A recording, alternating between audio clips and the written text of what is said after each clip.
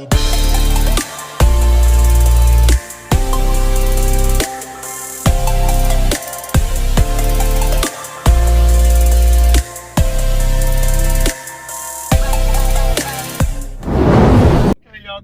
morning. It's Wednesday morning and taking a little bit of a chance today, but what's life without some chances, right? So we got I got this route that I'm gonna do. Zach's in the other truck. It's trying to sprinkle on us, not enough to damn even turn the windshield wipers on yet. So yeah, man, taking a little bit of a chance, just a little bit, but we got to get this route done today, because if we don't, then it's going to affect us the rest of the week, man. So, well, it's ugly, man, because tomorrow is supposed to rain for sure. Today is iffy. Tomorrow for sure.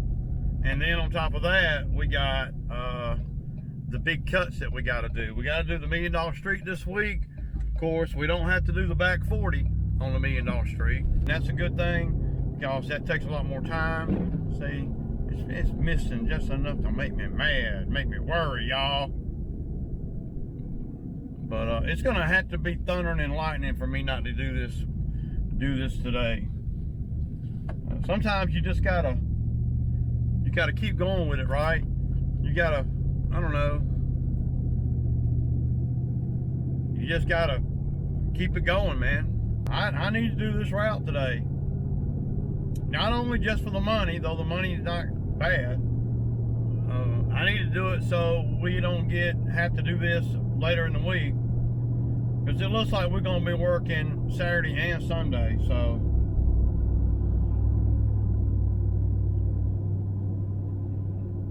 I'm just saying, it's what it looks like. Labor Day weekend, it's going to be beautiful this weekend, and we done had Monday off, and I know we're going to have tomorrow off too. So that's the weekend for me. And as soon as the sun comes back out and starts hitting these yards, they're gonna really start growing now. We finally got that much needed rain to wash the pollen down and to kind of soak the ground a little bit. Because we haven't gotten any rain since it's starting to get really warm. But we have now, and we will tomorrow too. So it's not ideal to cut like the 14-acre site over there, that one property. It's not ideal to cut that property, you know, when it's wet, but we're gonna have to. I wanted to cut it this week before it got really drenched tomorrow, but we're not going. It doesn't look like we're gonna be able to get over there before Sunday. So, ideally, to cut the big property would be ideally today. Would be the best day for us to cut the 14 acres. But see, I got a problem with that. There's a couple of problems. Let me tell y'all what they are. Number one problem with that is labor. I don't have anybody to run the other mower. Nobody else is available until Friday, okay? So, if you're me, where had you rather have help at? On the $1 Million Street with 4 properties, or the great big 14-acre cut? I had rather have help on the $1 Million Street and the 4 properties. So, because there's a lot of detail, a lot of weed eating, a lot of blowing. There's a lot of variables there that are not, you know, an issue on the big cut. The big cut, the 14-acre big cut, one cut, it's just about running a freaking lawnmower over there, you know. So, but if I'm gonna have the third person out here, then, and they're only available one day, then I don't want to. That one day I'm not gonna waste on the 14-acre cut. I can go cut 14 acres by myself if I had to. I can go. I've done it before.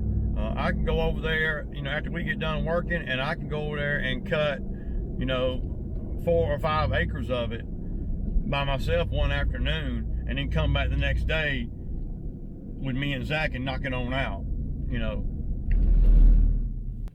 it's going to be difficult to do all the properties that we need to do with looming rain, but you know, that's where we're at. I'd rather go on down here and take care of these right here today. There's just so many things that people don't think about, right? You know, and maybe I'm not doing everything right. I mean, or exactly like I'm supposed to. To me, today, I had much rather be me and Zach split up, him in the other truck, me in this truck, and me and us being able to take care of basically two routes, basically, and to free up more time. If it starts raining, then, well, I can button up whatever yard I'm on, get paid for that particular property, and pick up wherever I left off when it stops raining or whatever, tomorrow, the next day or whatever. But you get on a great big property and it starts raining on you and you can't finish, then you get nothing. Nothing. If it's gonna rain, I want it to rain when we are on these little properties, because there is some sense of completion, right? Damn, I need to fix that, jeez. So that's really what it's all about today. And y'all been on this route before. I mean, to me, man, if y'all seen me mow 1 yard one time, you seen me mow it 1,000 times. I mean, I'm not gonna be getting mowing footage, you know, today too tough. Golly, man, they need to fix that. Let me tear something up.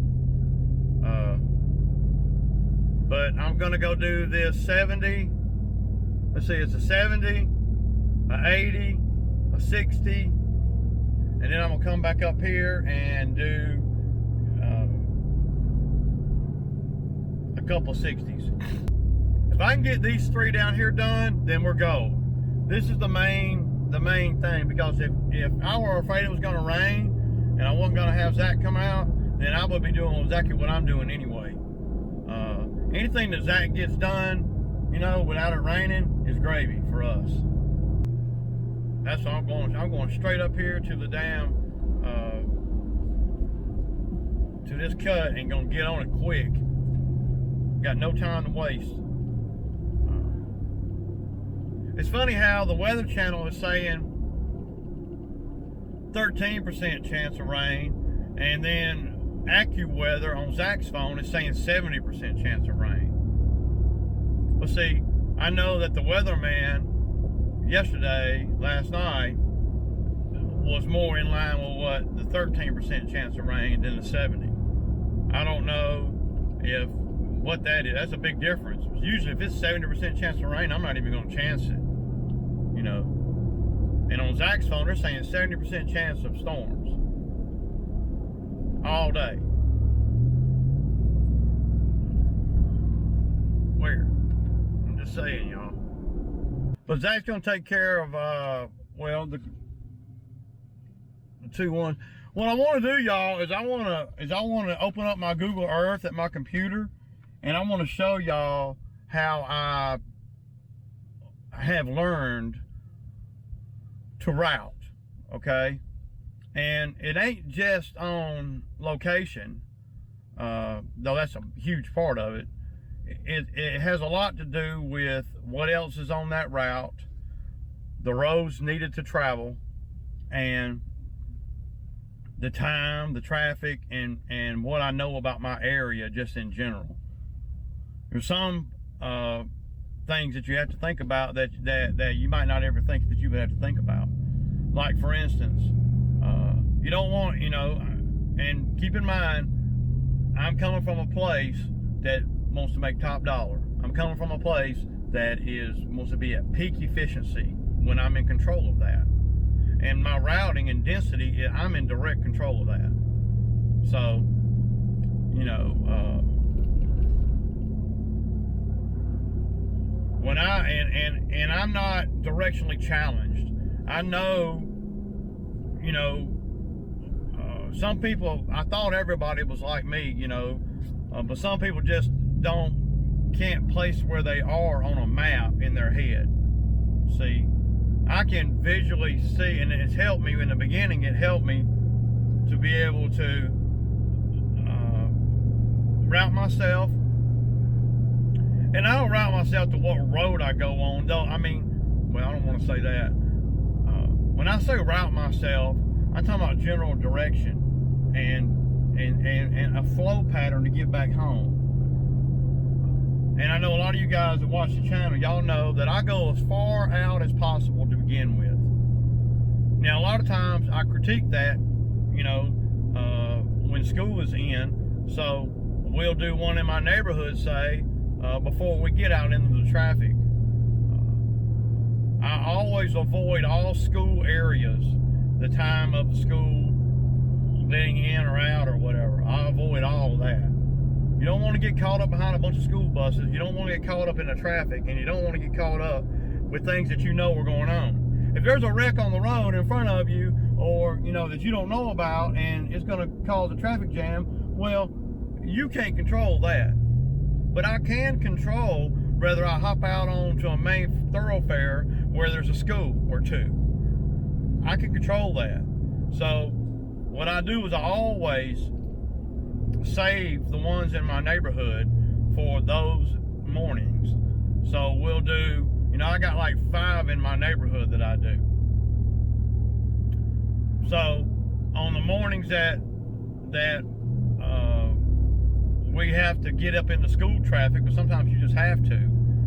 On the mornings that we have to get up into that, what we'll do is we'll do a yard in my neighborhood or 2, all right? And then once we do a yard or 2 in the neighborhood, then by that time school done started, and there's no traffic no more.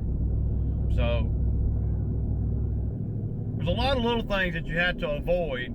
And the guys that come out here and drive the other truck, they don't realize none of these things until I'm on them about, okay, do you know which way to go over here? And they'll be like, yeah. And then I'll look at the GPS and I'll see which way they're going. And I'm like, dude, you're going the wrong way. I don't want you to go that way. And since it's my truck, my gas, and my routing, I want you to go the same way every time. That's what I want. I want you to go the same way. I don't like for guys to veer off the roads that I tell them I want them to be on. And I don't tell them that, but they know that, because when I see them on a side road when they don't need to be, or I see them on a,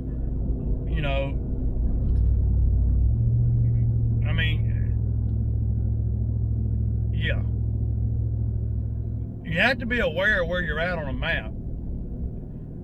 And you have to be aware of where you need to go.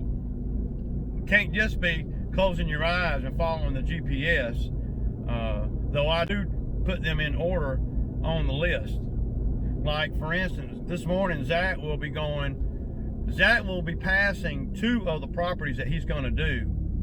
He'll be going right by there to go to the farthest one away. He'll do the farthest one away, and then he'll work his way back, right?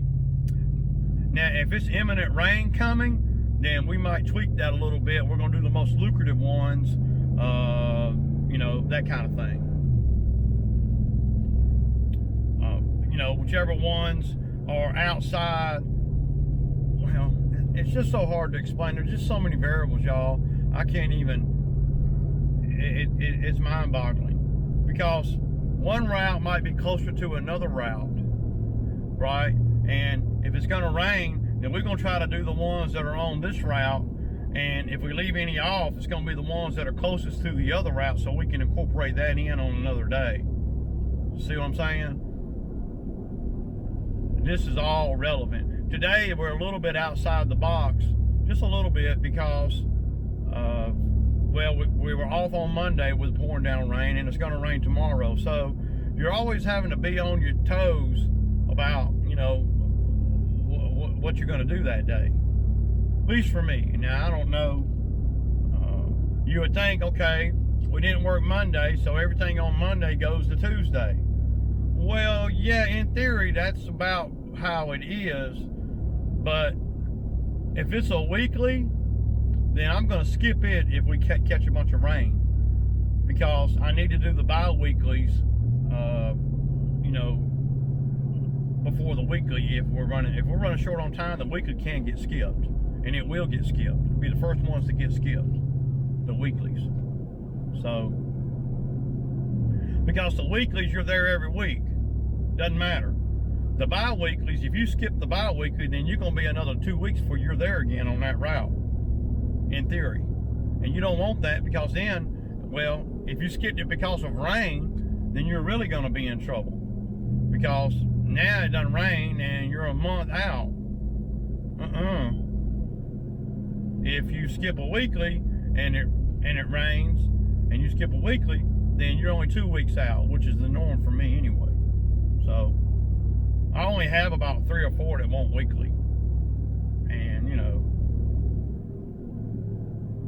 there's just a couple of little things that I do to make ourselves a little more efficient. And with gas prices like they are, even though I'm not hardly feeling the gas pinch because I've upped the prices, obviously I upped the prices and I'm not feeling any more profit either. So it's a wash, because the accelerated gas money that I'm getting from the customers is covering all of that. So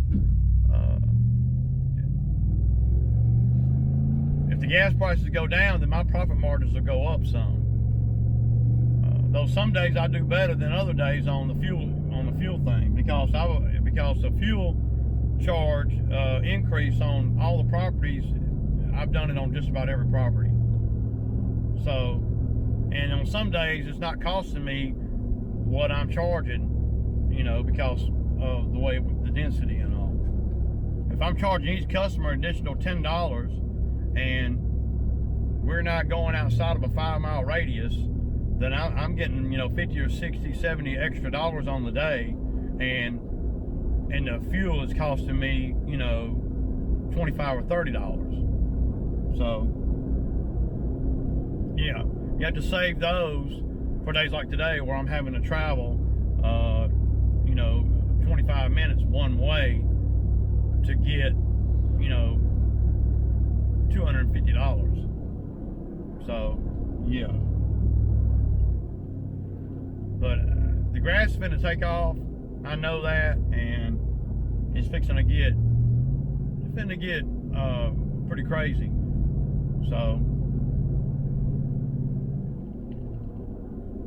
I'm just trying to just keep a low imprint, if you will, on the finances.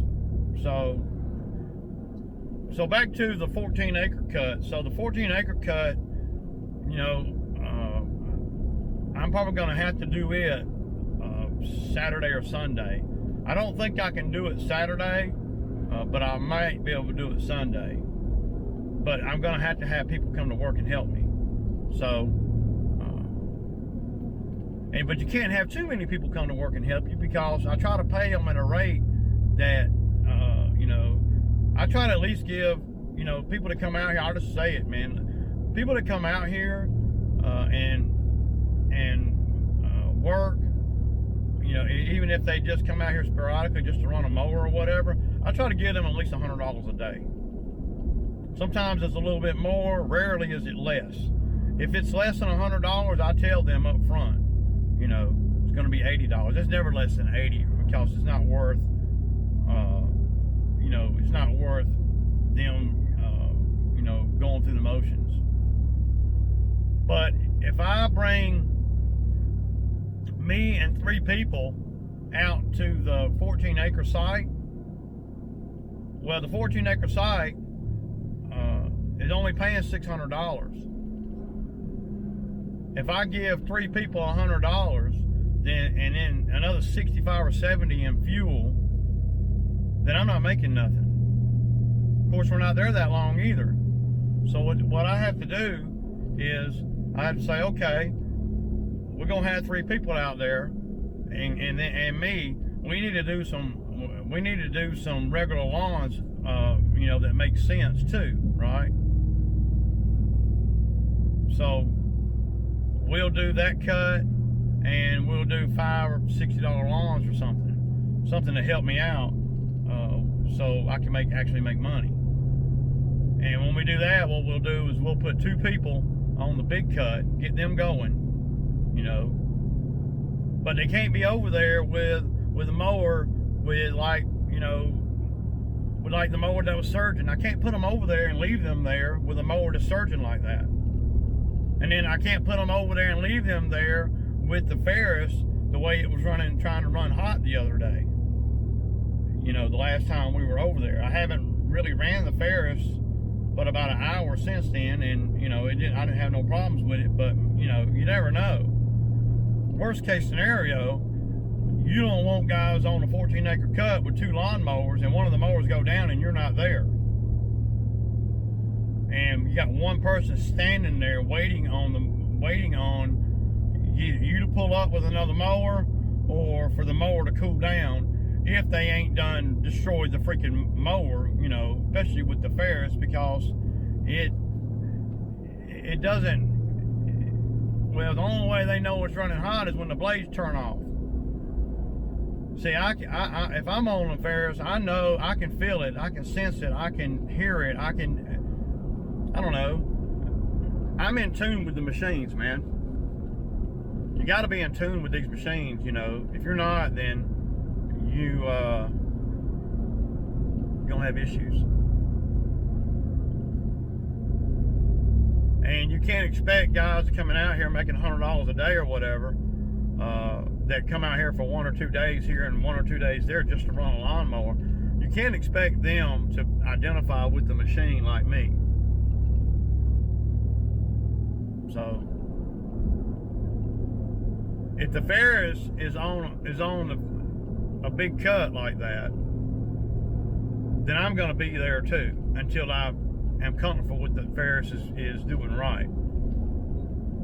I think the biggest thing with the Ferris is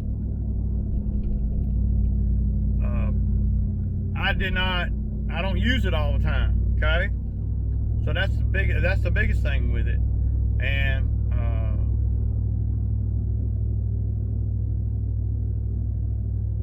yeah, if I don't use it all the time, then, you know, it seemed like you know, like the radiator was empty, dude. I mean, empty. And I'm like, man, it just never occurred to me, you know. It held over a gallon of water. I mean, for a lawnmower, that's a pretty good bit of water, you know. But the way the Ferris does, if it tries to run hot, the blades shut off. But see, guys that work for you, I don't want it to run so hot that the blades shut off. Not me. I want it to, so anyway, if the Ferris is running on the job, I'm going to be on the job, or probably going to be on the Ferris. You know, I wouldn't mind putting Katie on the Ferris and letting her cut. You know, I'm going to have to use the Ferris this week because the surging mower is in the shop. It's not the best time to be having to do all the big cuts, but again, when you're self-employed, you have to be, you know, you have to do that. You have to, you know. So there's no way that, if y'all think about it, there's no way that I'd have 3 people out here with me when I only have 3 mowers. That means that one person is not going to have a mower to sit on. And if that's the case, then I'm not going to have that 3rd person out here. The only way I have 3 people out here and then me being 4 people is if I got 4 mowers. The exception to that is if I have one person with me and we're doing a bunch of lawns and doing the big cut.